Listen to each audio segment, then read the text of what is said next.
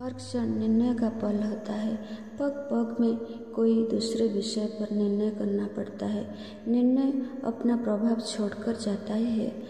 आज किए गए निर्णय भविष्य को दर्शाता है। भविष्य सुखद होगा या दुखद।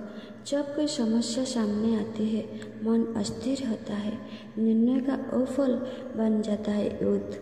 मन बन जाता है युद्ध भूमि। शांत मन से किया गया निर्णय सुखद भविष्य बनाता है। अशांत मन से किया गया निर्णय भविष्य दुखद बना ही लेता है। सोचिए, आपका भाग्य विधाता कौन है, भगवान या आप स्वयं? हे देवकीनंदन वासुदेव, कौन है जो आपको जानता नहीं?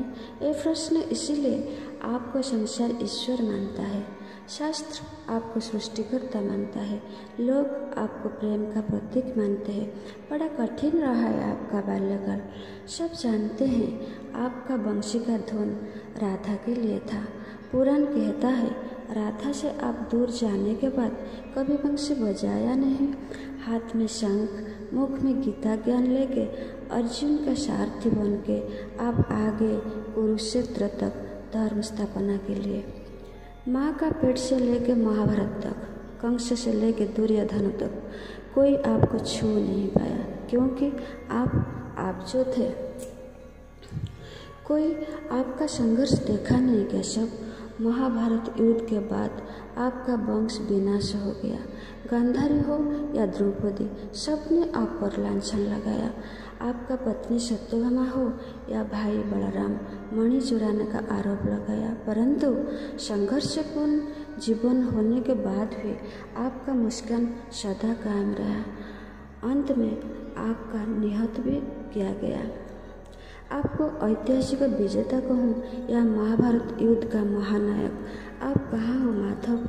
धर्म स्थापना कितना हुआ जानते नहीं। बस वही ज्ञान योग, कर्म योग, भक्ति योग, ध्यान योग आपका मुख निःसृत वाणी से पढ़ा है मैंने। कितने द्रौपदी आज भी दुर्योधन दुशासन से युद्ध करते हैं। सारथी के बिना कोई युद्ध संभव है वासुदेव? आप प्रतिज्ञा किए थे, जब जब धरा में अधर्म होगा आप आओगे। कब आओगे है द्रौपदी का कृष्ण?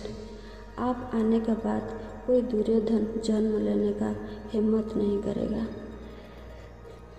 कोई नारी का वस्त्र हरण नहीं होगा। समाज आज भी पीड़ित है। फिर बज उठेगा आपका शंख में ओंकार का अनाहत नाद। सबका मन में होगा अहं ब्रह्मस्मि शिवोहम शिवोहम शिवोहम शिवोहम। मैं शिव हूँ, मैं शिव हूँ।